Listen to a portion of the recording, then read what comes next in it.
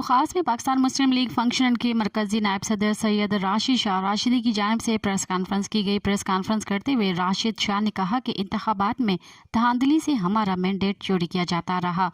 Opposition को हुकूमत में आने वाला एतमाद में नहीं लेते, खुफिया मीटिंगों में फैसला कर लेते हैं, जिसकी वजह से अवाम आज महंगाई की चक्की में पिस रही है। आज अवाम में जोश और जज्बा खत्म हो गया है। अगर डॉलर 500 का भी हो जाएगा तो भी कोई आवाज नहीं उठाएगा। इसलिए हम यहाँ अपने कारकुनान को हौसला देने आए हैं।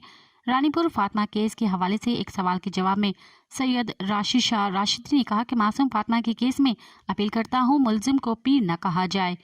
मोनिका लाड़क का केस हो या फातिमा का केस हो, हम इस पर मजम्मत करते हैं और जिन जिन बच्चियों के साथ ज्यादती हुई उनके मुलजमान को फांसी देने का मुतालबा करते हैं। प्रेस कॉन्फ्रेंस के बाद सैयद राशिद शाह राशिदी ने वर्कर्स कन्वेंशन में शिरकत की। कन्वेंशन में हजारों की तादाद में हुर जमायत के मुरीद और फंक्शनल लीग के वर्कर्स शामिल थे। मजीद खबरन ऐं तफ़सीलात लाइ विज़िट कयो असांजी वेबसाइट www.awamiNewsHD.com ऐं ॾिसंदा रहो अवामी न्यूज़ HD।